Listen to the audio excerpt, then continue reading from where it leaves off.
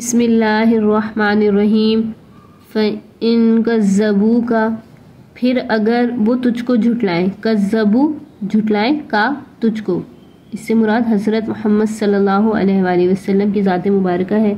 پھر اگر وہ تجھ کو جھٹلائیں فَقُلْ رَبُّكُمْ ذُو رَحْمَةٍ وَاسِعَةٍ تو کہہ دیجئے تمہارا رب ذو رحمتن بڑی رحمت والی ہے، واسعہ وسعت والی ہے اس کی ذات، یعنی تمہارے رب کی رحمت میں بڑی وسعت ہے۔ وَلَا يُرَدُّ بَعْثُهُ عَنِ الْقَوْمِ الْمُجْرِمِينَ اور نہیں پھرے گا، یرد لوٹانا پھرنا، اور نہیں ٹلے گا بَعْثُهُ اس کا عذاب، ہو سے مراد رب، یہ ہو کی ضمیر رب کی طرف ہے، بَعْثُهُ اس کا عذاب یعنی اللہ رب العزت کا عذاب نہیں ٹلے گا، عن القوم المجرمین مجرم قوم سے۔ عربی کا یہ اصول ہے، ابھی تک تو آپ پڑھتے پڑھتے ماشاءاللہ آپ کو سمجھ آیا ہوگا کہ اس میں ترجمہ اگر ہم اردو سے کرتے ہیں تو الٹی سائڈ سے ہوتا ہے۔ فَإِن كَذَّبُوكَ اگر وہ تجھ کو جھٹلائے، فَقُلْ رَبُّكُمْ ذُو رَحْمَةٍ وَاسِعَةٍ تو کہہ دیجئے بڑی وسعت والی ہے رحمت تیرے رب کی، دیکھیں الٹا ترجمہ ہوا۔ وَلَا يُرَدُّ بَعْثُهُ نہیں ٹلے گا اس کا عذاب، عن القوم المجرمین مجرم قوم سے۔ تو یہ ایک نقطہ اگر آپ ذہن میں بٹھائیں گے تو اس سے آپ کو اور زیادہ مزید آسانی ہوگی ترجمہ کرنے میں۔ سَيَقُولُ الَّذِينَ أَشْرَكُوا ان قریب کہیں گے وہ لوگ اشرکو جنہوں نے شرک کیا، لَوْ شَاءَ اللَّهُ مَا أَشْرَكْنَا وَلَا آبَاؤُنَا اگر چاہتا اللہ تو نہیں شرک کرتے ہم اور نہ شرک کرتے ہمارے آباء و اجداد۔ وہ یہ دلیل دیں گے کہ اگر اللہ چاہتا تو ہم شرک نہ کرتے۔ وَلَا حَرَّمْنَا مِن شَيْءٍ اور نہ ہم حرام کرتے کسی چیز کو، جیسے پچھلی آیات میں ہم نے پڑھا اور کہ انہوں نے بہت سی چیزوں کو اپنے لیے خود سے حرام کر لیا تھا، تو وہ یہ دلیل دیں گے، اور آگے اس دلیل کا اللہ رب العزت جواب فرمائیں گے۔ كَذَلِكَ كَذَّبَ الَّذِينَ مِن قَبْلِهِمْ حَتَّى ذَاقُوا بَأْسَنَا اسی طرح جھٹلایا ان لوگوں نے من قبلہم جو ان سے قبل تھے، ان سے پہلے تھے، حتیٰ یہاں تک کہ ذاقوا ذائقے سے ہے، چکھا انہوں نے، باسنا نون زبرنا ہمارا، باسا یہ یہاں آ گیا باسا، عذاب یہاں تک کہ چکھا انہوں نے ہمارا عذاب۔ قل هل عندکم من علم کہہ دیجئے ہے تمہارے پاس کوئی علم، فتخرجوہ لنا تو تم لے کے آؤ اس کو ہمارے پاس۔ اللہ فرماتا ہے آپ صلی اللہ علیہ وآلہ وسلم سے تو کہہ دے کچھ علم بھی ہے تمہارے پاس اس کو تو ہمارے آگے ظاہر کرو۔ ان تتبعون الا الظن یہ کہ تم اتباع کرتے ہو صرف گمان کی، وَإِنْ أَنْتُمْ إِلَّا تَخْرُصُونَ اور تم صرف اندازے لگاتے ہو، تخرصون تو اندازہ لگانا، تخمینہ لگانا، تتبعون تم اتباع کرتے ہو ظن کی، خواہشات کی، گمان کی۔ جب اللہ نے انہیں کہا کہ تم کوئی سند لاؤ، کوئی دلیل لاؤ، اگر تم ایسی بات کرتے ہو تو تم تو صرف گمان اور خیالات کے پیچھے چلتے ہو۔ قل کہہ دیجئے فَلِلَّهِ الْحُجَّةُ الْبَالِغَةُ اللہ ہی کے لیے حجت ہے تمام، حجت یعنی بس اللہ کا الزام پورا ہے۔ فَلَوْ شَاءَ لَهَدَاكُمْ أَجْمَعِينَ اگر چاہتا تو ہدایت دیتا تم سب کو، اجمعین سب کے سب کو، اگر وہ چاہتا تو ہدایت کر دیتا تم سب کو۔ یہاں مشرکین نے کہا اگر اللہ چاہتا تو ہم شرک نہ کرتے، نہ ہمارے آباء و اجداد کرتے، نہ ہم کسی چیز کو حرام کرتے۔ اس طرح پہلے لوگوں نے بھی باتیں کی اور ان کو ان کے اعمال افعال کے سبب ہی عذاب پہنچا۔ اللہ کی حجت تمام ہے، اللہ نے فرمایا اگر اللہ چاہتا تو سب کو ہدایت دے دیتا۔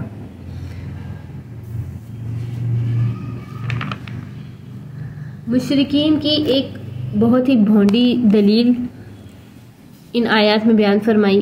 اس سے پہلے رکوع میں مشرکین سے مطالبہ کیا گیا تھا کہ جن حلال اور حرام چیزوں کو تم حرام کو حلال کر دیتے ہو، حلال کو حرام کرتے ہو، اور حلال چیزوں کو، پاکیزہ چیزوں کو حرام ٹھہرا لیا تم نے، اور اس کی تم نسبت اللہ کی طرف کرتے ہو، اس کی سند اور دلیل لاؤ۔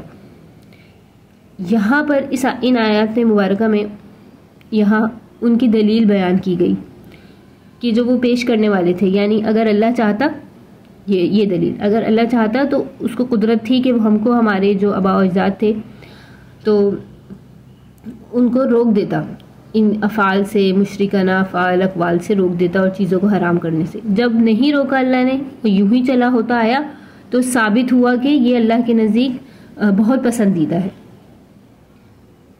ناپسند نہیں ہے۔ اگر ناپسند ہوتا تو اللہ تعالیٰ ہمیں کیوں آزاد چھوڑتا؟ اب اس بات کو سمجھنے کے لیے، مشرکین کی دلیل کا جواب سمجھنے کے لیے یہ بات سمجھیں، ایک مثال سمجھیں چھوٹی سی، کہ ایک اسلامی گورنمنٹ ہے، نیک نام گورنمنٹ ہے، اور وہ کسی باغیانہ تحریک میں حصہ لینے والے کو، اس کو اطلاع ہے یقینی اور قدرت بھی ہے کہ اس کو پکڑ لے، اس شخص کو، اور پکڑ کے پھانسی وغیرہ دے دے فوراً، لیکن وہ اس کی حرکات کی نگرانی رکھتی ہے کہ کبھی شاید اس کا رویہ درست ہو جائے، اس کو ہدایت بھی کرتی رہتی ہے کہ اپنی جو ہے اصلاح کر لو، موقع بھی دیتی ہے، ڈھیل بھی چھوڑتی ہے، اور اس کے بارے میں مکمل جو ہے مواد بھی فراہم ہے۔ جس کے بعد اب وہ جو شخص ہے وہ انتہائی مجرمانہ غداری پہ لگا ہوا ہے۔ ان تمام صورتوں میں مجرم کو ڈھیل دی جا رہی ہے، اور فوراً سزا نہ دینا، اس سے یہ ثابت ہے کہ گورنمنٹ کی نظر میں وہ کارروائی جرم اور بغاوت ہے۔ یہ تو ثابت نہیں ہو سکتا کہ وہ جرم ہی نہیں ہے تو اس لیے اس کو چھوڑا ہوا ہے۔ گورنمنٹ کی نگاہ میں ان افعال کا جرم ہونا ثابت ہے، اس کے قانون سے ہی ظاہر ہے۔ اور دوسرا یہ کہ جب یہ مجرم مہلت پوری ہونے پر عدالت کے کٹہرے میں لایا جائے گا اور ثبوت وغیرہ پیش کیے جائیں گے، مجرم جو ہے اظہار کرے گا اپنے جرم کا، پھر اس کو پھانسی کی سزا یا کوئی بھی سزا جو ہے اس کے لیے جو ہوگی وہ دی جائے گی۔ تو گورنمنٹ کی نظر میں یہ کتنا بڑا جرم تھا یہ ثابت ہو جائے گا، اور آنکھوں سے مشاہدہ ہو جائے گا کہ یہ کتنا بڑا جرم تھا، اس لیے اس کو پکڑ کے آج پھانسی دی جا رہی ہے۔ بہرحال گورنمنٹ کا کسی بھی جرم پر علم اور قدرت رکھنے کے باوجود کسی مصلحت سے فوری سزا نہ دینا اس بات کی دلیل نہیں کہ وہ جرم کو جرم نہیں سمجھتی۔ اسی پر اس بات کو رکھے سمجھ لیں، قیاس کر لیجئے کہ وہ اللہ رب العزت احکم الحاکمین پہلے اپنے بندوں کو نبی انبیاء کرام کے ذریعے سے اور اپنے پاک کلام قرآن مجید کے ذریعے سے قوانین احکام بندوں تک پہنچاتا ہے اور کھول کھول کر بتاتا ہے۔ یہ سب بتاتا ہے کہ کون سی بات اللہ کے یہاں پسندیدہ ہے، کون سی ناپسند ہے، اور اللہ کے یہ احکام کبھی پے در پے، کبھی تھوڑے تھوڑے وقفے کے بعد جو ہے یاد دہانی ہوتی رہتی ہے۔ اس دوران میں اور ان احکام کو پڑھنے کے بعد خلاف ورزی کرنے والوں سے جو ہے بار بار اللہ ان کو تنبیہ بھی فرماتا رہتا ہے۔ اب جو شخص جو ہے بغاوت کرے اس کو اللہ ڈھیل بھی دے دیتا ہے۔ صاف طور پر تو وہ شخص سزا کا مستحق ہے، لیکن اس کو ڈھیل دی جاتی ہے کہ جیسے پہلے قومیں بھی اپنے جرم کے نتیجے میں تھوڑا تھوڑا مزہ چکھ چکی ہیں، اللہ نے ان پر عذاب بھیجے اور آخرت کا عذاب باقی ہے۔ پھر ان حالات کی موجودگی میں کسی قوم کے چند روزہ جرائم میں مبتلا رہنے اور فوراً نہ پکڑے جانے سے یہ کیسے استدلال کیا جا سکتا ہے کہ اللہ کو یہ عمل پسند ہے، تو اللہ نے اس لیے ان کو چھوڑا ہوا ہے، مہلت دی ہوئی ہے۔ تو اس بات کو یہاں سمجھ لیں کہ یہ اللہ کی حکمت ہے۔ آگے یہاں پر ایک اور بات کہ ایک اور اشکال، اعتراض اور اس کا جواب کہ اللہ نے انسان کی ساخت ہی ابتدا سے ایسی کیوں نہ بنائی کہ وہ برائی کی طرف قطعاً نہ جا سکتا، اس کو فطرتاً ایسے مجبور کر دیا جاتا ہے کہ نیکی اور بھلائی کے سوا کوئی چیز وہ اختیار نہ کر سکے۔ اگر غور کیا جائے تو اس سوال کا مطلب یہ ہے کہ انسان کو ایسا کیوں نہ پیدا کیا گیا کہ وہ انسان ہی نہ رہتا، یا تو اینٹ اور پتھر بن جاتا کہ اس میں کوئی شعور ہی نہ ہوتا، اور یا گدھے اور گھوڑے کی طرح بن جاتا، جانوروں کی طرح کہ اس میں جزئی احساس اور ارادہ رکھنے والا حیوان ہوتا بس، جو اپنے مخصوص افعال اور احوال کے دائرے میں ہی چکر لگاتا رہتا، یا بہت ہی عزت دی جاتی تو فرشتوں کی صفوں میں بٹھا دیا جاتا جو محض طاعت اور عبادت کی اختیار کرنے پر جو ہے قائم ہے، اور اللہ نے ان کو اپنی عبادت کے لیے صرف پیدا کیا ہے۔ تو ان تمام باتوں کا حاصل یہ ہے کہ اللہ نے ایک ایسی ہستی جو ہے پیدا فرمائی، انسان ایک ایسی قسم نوع پیدا فرمائی کہ کوئی انسان اپنے شرف اور کرامات کا دعویٰ کرے اور ایسی جرت نہ کرے کہ سرے سے اپنے آپ کا ہی مخالف ہو جائے کہ اللہ نے انسان ہی کو ایسا کیوں بنایا کہ وہ صرف نیکیاں ہی کرتا۔ تو اللہ تعالیٰ نے انسان کو نیکی کرنے اور گناہوں سے بچنے کے لیے بنایا کہ وہ اپنے اندر یہ احساس رکھے کہ اسے نیکی کرنی ہے اور گناہوں سے رکنا ہے۔ اگر اللہ تعالیٰ چاہتا کہ سب کو ہی نیک بنا دیتا تو اللہ کی جو صفت ہے، جلال ہے، تو اللہ کی وہ صفتیں رہ جاتی۔ جیسے مشرکین یہ دلیلیں دیتے ہیں اگر اللہ چاہتا تو ہم شرک نہ کرتے،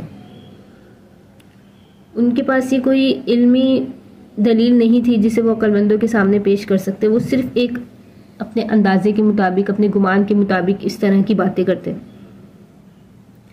اللہ نے ان کا جواب دیا وَلَوْ شَاءَ لَهَدَاكُمْ أَجْمَعِينَ، اگر اللہ چاہتا تو تم سب کو ہدایت دیتا تھا، لیکن تمہاری فطرت کے اندر جو ہے برائی تھی، اور وہ تمہاری برائی جو ہے اسی کا عذاب تمہارے اوپر مرتب ہوا۔ یعنی انسان کی فطرت ایسی نہیں بنائی گئی کہ سب کے سبھی ہدایت پر چل پڑیں۔ اللہ نے انسان کو آزادی عطا فرمائی، اور یہ سب عطا فرمانا کہ وہ نیکی بھی کرے اور گناہوں سے بھی بچے، اور اگر گناہ کر بھی لے تو اللہ سے توبہ کر لے، کسی مخلوق کے لیے یہ ممکن تھا تو اسی لیے اللہ نے پیدا فرمایا۔ اب یہ لازم ہے کہ اس آزادی جو اللہ نے دی ہے اس کے استعمال کے وقت راہیں مختلف ہو جائیں، کہ کوئی نیکی کی راہ کو چن لے، اختیار کر لے، کوئی بدی کی راہ کو اختیار کر لے، کوئی اللہ تعالیٰ کی رضا اور رحمت کا مظہر بن جائے، کوئی اللہ کے غضب کا جو ہے بن جائے۔ اسی طرح وہ آخری مقصد جو اللہ نے کائنات سے، دنیا عالم سے ارادہ کیا، یعنی اپنی صفات کا، جمال کا بھی اور جلال کا بھی، کہ اللہ نے فرمایا لِيَبْلُوَكُمْ أَيُّكُمْ أَحْسَنُ عَمَلًا، ہم تم کو آزمائیں گے کہ تم میں کون اچھا عمل کرتا ہے۔ اگر سبھی نیک ہوتے تو پھر کیا آزمائش باقی رہتی؟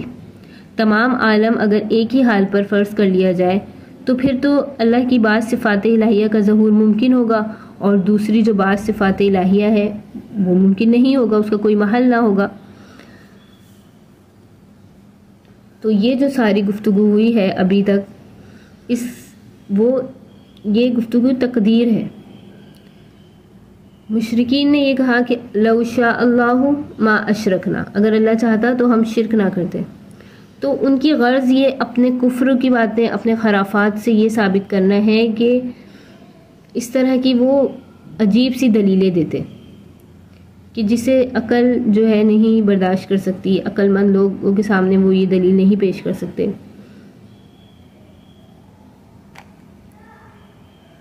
کہہ دیجئے اللہ کی حجت ہے تمام، اللہ کا الزام پورا ہو چکا۔ اس سے مطلب یہ ہے کہ جو تمہارے شرک اور کفر کی وجہ جو ہلاکت ہے وہ دائمی ہے، یعنی تم نے جو شرک کیا اور کفر کیا اس وجہ سے تمہیں ہلاکت ہوگی، عذاب ہوگا، تو یہ دائمی ہے۔ اور ایمان اور عمل صالح، نیک اعمال کرنا، اس میں نجات ابدی ہے کہ اللہ نجات دے گا۔ تو یہ چیزیں، ایمان اور نیک اعمال کرنا، یہ نجات کی تاثیرات رکھتا ہے، اور یہ سب اللہ کی قدرت کا کام ہے کہ اللہ نے یہ تمام اسباب جو ہے تخلیق فرمائے۔ پھر اگر تم اپنے مشرکانہ افعال سے، مشرک کاموں سے باز نہ آئے اور یہ تم اللہ کے جو ہے مشیت کے خلاف احتجاج کر سکتے ہو، تو اللہ نے اپنے نبی بھیجے، اور اللہ نے اپنے نبی ڈر سنانے کے لیے بھیجے، تو پھر تم اللہ کی حجت کو تمام سمجھو۔ فَلِلَّهِ الْحُجَّةُ الْبَالِغَةُ، بے شک اللہ چاہتا تو تم سب کو ہدایت پر لگا دیتا، لیکن اس نے تمہاری جو اندر جو برائی دیکھی، جو تمہارے اندر برائی کو اختیار کرنا، جو برے افعال دیکھے، ان کا طبعی اثر ہوا کہ اللہ نے تمہارے اوپر عذاب مرتب کر دیا۔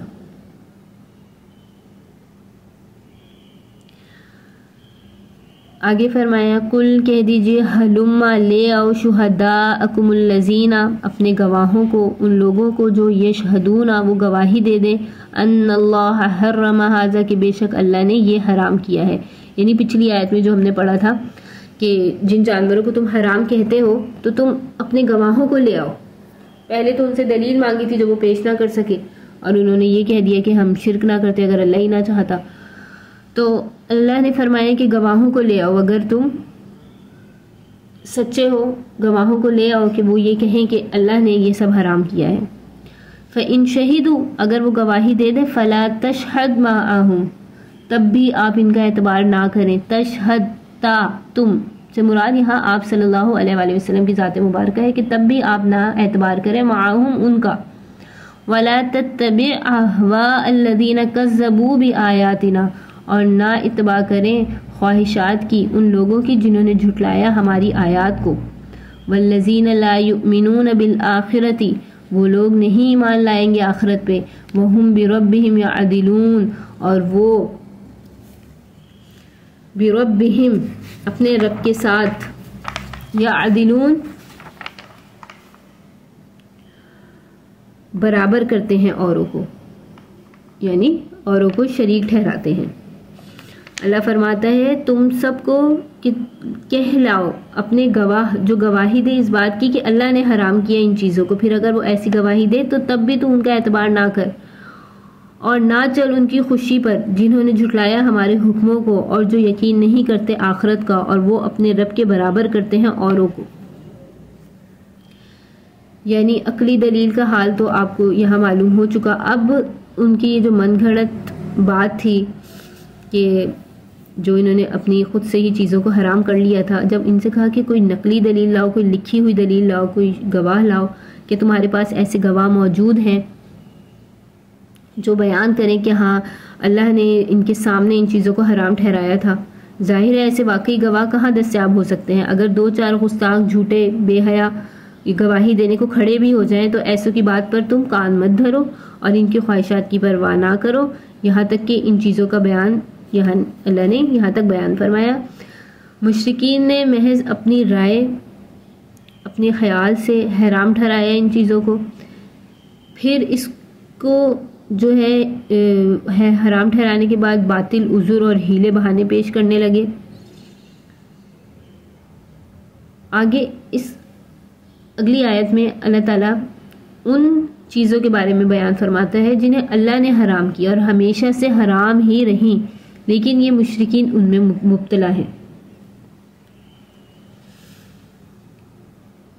قل کہہ دیجئے تعالوا تم آؤ، اتلو میں تلاوت کرتا ہوں، میں سناؤں گا۔ اتلو تلاوت کرنا سنانا، ما حرم ربکم علیکم جو حرام کیا تمہارے رب نے تم پر، اللہ تشرکوا بہ شیئا یہ کہ تم نہ شریک کرو اللہ کے ساتھ کسی کو، وبالوالدین احسانا اور والدین کے ساتھ اچھا سلوک کرنا، ولا تقتلوا اولادکم من املاق اور نہ تم قتل کرنا اپنی اولادوں کو املاق کہتے ہیں خرچے کے ڈر سے، رزق کے ڈر سے کہ کھلائیں گے کیسے۔ مفلسی املاق کہتے ہیں مفلسی کے خوف سے۔ نحن نرزقکم و ایاہم ہم رزق دینے والے ہیں تم کو بھی اور ان کو بھی۔ ولا تقربوا الفواحش ما ظہر منها وما بطن اور نہ قریب جانا فواحش گناہوں کے جو ظاہری گناہوں اور جو باطنی گناہوں۔ فواحش کا مطلب ہے بے حیائی۔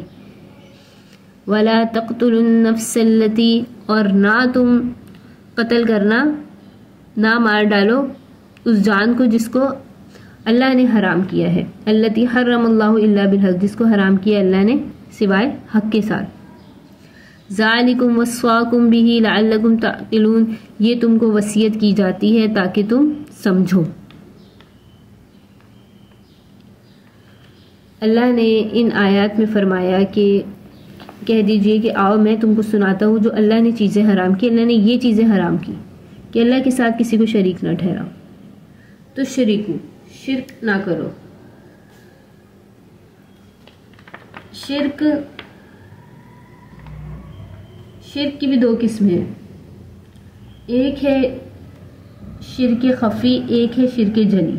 شرک جلی یعنی اللہ کے علاوہ کی عبادت اطاعت کرنا اور اس کو اللہ کے برابر نعوذ باللہ قرار دینا، یہ شرک جلی ہے. شرک خفی یعنی اپنے کاروبار میں، اپنی دنیاوی معاملات میں نفع نقصان میں اگرچہ اللہ ہی کارساز ہے لیکن نفع نقصان میں کسی دوسرے کو سمجھنا کہ اس کی وجہ سے مجھے نفع ہوا ہے یا اس کی وجہ سے مجھے نقصان ہوا ہے. اگر تمہیں اللہ نے نفع ہوا ہے تو وہ اللہ کی ہی رحمت سے ہوا ہے. تو اس طرح اپنے کاموں میں نفع نقصان کا ضامن جو ہے دوسروں کو سمجھنا. عبادتوں میں ریاکاری کرنا، صدقہ خیرات میں ریاکاری کرنا، یہ سب جو ہے شرک خفی ہیں.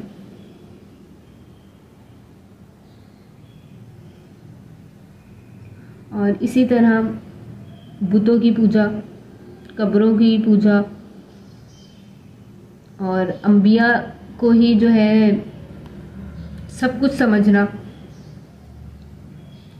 کہ انبیاء ہی جو ہے وہ ہمیں بخشوائیں گے اور انبیاء ہی ہمیں نجات دیں گے، اور تمام چیزیں یعنی اللہ کو چھوڑ کر انبیاء کو سمجھنا، تو یہ بھی شرک میں داخل ہے. ان کی شفاعت ہوگی، آپ صلی اللہ علیہ وآلہ وسلم کی شفاعت ہوگی، لیکن اس طرح سے کرنا کہ صرف انبیاء ہی کو سمجھ لینا. کہ کچھ قوموں نے جیسے حضرت عیسیٰ علیہ السلام ہی کو مانتے ہیں اور اللہ کو نہیں مانتے، تو اس طرح کا شرک، یا انبیاء کو نعوذ باللہ اللہ کی اولاد تسلیم کر لینا، اس طرح کا شرک جو قومیں کرتی رہی، اس میں وہ داخل ہے.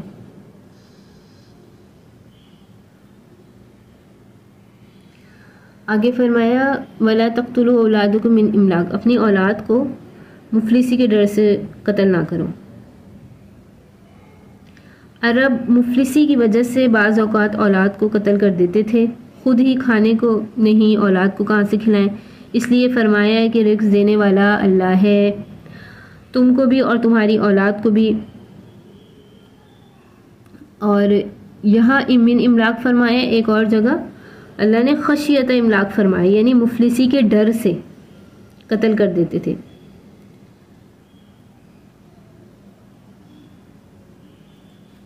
یہاں ان لوگوں کا ذکر ہے یعنی وہ مفلس نہیں تھے لیکن ان کو یہ خوف ہوتا تھا کہ اگر مفلس ہو جائیں تو پھر کیسے کھلائیں گے. تو اللہ نے ساتھ ہی فرما دیا نرزقکم و ایاہم، ہم تم کو بھی رزق دیتے ہیں اور ان کو بھی رزق دیتے ہیں. اور جہاں خشیت املاق فرمایا اللہ نے آیت میں، تو وہاں نرزقہم و ایاکم ارشاد فرما دیا کہ ہم یہاں نرزقکم ارشاد فرمایا، وہاں فرمایا نرزقہم، ہم ان کو بھی رزق دینے والے ہیں، و ایاکم، اور تم کو بھی. دوسری آیت میں اللہ نے ایسے ارشاد فرمایا. آگے اللہ نے فرمایا وَلَا تَقْرَبُوا الْفَوَاحِشَ، فواحش کے، بے حیائی کے قریب نہ جاؤ. مراد یہ ہے کہ ایسے کاموں سے بچتے رہو، اجتناب لازم ہے. مثلا زنا سے بچنا اور اسی طرح بد نظری سے بھی بچنا. فواحش فاحشہ کی جمع ہے، مطلب ہے بے حیائی. ہر اس برے کام کے لیے بولا جاتا ہے جس کے اثرات برے ہوں اور دور تک ہوں. فحش فحشہ ان تمام میں بڑے بڑے گناہ، خواہ وہ افعال سے ہوں، اقوال سے ہوں، ظاہر سے ہوں، باطن سے ہوں، تو وہ سب داخل ہیں. اور قرآن میں اس آیت میں اللہ نے ان کے قریب جانے سے بھی روکا ہے. اگر مشہور معنی آپ بے حیائی کے لیں تو بدکاری اور ظاہرہ منہا و بطنا، ظاہری اور باطنی. ظاہری سے مراد جو ظاہری گناہ اعلانیہ گناہ، باطنی جو چھپ کے کیے جائیں، جو دل سے جو گناہ ہوتے ہیں، حسد، کینہ، بغض، یہ سب بھی اس میں داخل ہے. اللہ ہم سب کو بچائے. آگے فرمایا وَلَا تَقْتُلُوا النَّفْسَ الَّتِي حَرَّمَ اللَّهُ إِلَّا بِالْحَقِّ، الا بالحق کا جو اللہ نے استثناء فرمایا یہ ضروری تھا، جس میں قاتل عمد جو ہم پہلے پڑھ چکے ہیں جان بوجھ کر قتل کیا تو پھر اس کے بدلے میں اللہ نے جو قتل عمد فرمایا، جو اسلام سے مرتد ہو جائیں ان کا قتل کر دیا جائے، جو لوگ پہلے مسلمان تھے اور پھر کافر ہو جائیں مرتد ہو جائیں اسلام سے تو ان کا قتل، یہ حق کے ساتھ ہی قتل کیے جا رہے ہیں۔ اور جو زانی ہو، شادی شدہ ہو اور پھر زنا کرے، اس کی سزا ہے رجم کرنا، سنسار کرنا، یعنی اس کو اس قدر کوڑے لگائے جائیں کہ وہ مر جائے۔ غیر شادی شدہ کریں تو ان کے لیے 100 کوڑے ہیں۔ الزانیۃ والزانی فجلدوا، جو اللہ نے آیت اتاری کہ زنا کرنے والے مرد اور زنا کرنے والی عورتیں ہر ایک کو ان میں سے لگاؤ 100 کوڑے، اور اگر یہ غیر شادی شدہ کے لیے، اور جو شادی شدہ کریں تو ان کی حد ہے سنسار کرنا، رجم کر دینا۔ تو الا بالحق کا جو استثناء ہے، اس میں جو جان بوجھ کر کسی نے کسی کو قتل کیا تو اس میں قصاصاً اس کو بھی قتل کیا جائے گا، دوسرا زانی، تیسرا جو اسلام سے مرتد ہو جائے۔ اور احادیث میں بھی ان کی تصریح وارد ہو چکی ہے، اور ائمہ مجتہدین کا جو ہے اجماع بھی اسی پر ہے کہ الا بالحق ان کا جو ہے قتل جائز ہے، اور اس کے علاوہ کسی کو قتل نہ کرو۔ ذالکم وصاکم بہ لعلکم تعقلون، اور اللہ تعالیٰ نے یہ تم کو وصیت کر دی تاکہ تم سمجھو۔ اس آیات میں ان چیزوں کا حرام ہونا ثابت ہے کہ اللہ کے ساتھ شرک کرنا، والدین کے ساتھ بد سلوکی کرنا یہ بھی حرام ہے، اللہ کے ساتھ شرک کرنا بھی حرام ہے۔ والدین کے ساتھ اچھا سلوک کرو۔ اولاد کو قتل کرنا یہ بھی حرام ہے۔ بے حیائی کے کام کرنا مثلا زنا وغیرہ یہ سب حرام ہے۔ کسی شخص کو ناحق قتل کر دینا یہ حرام ہے۔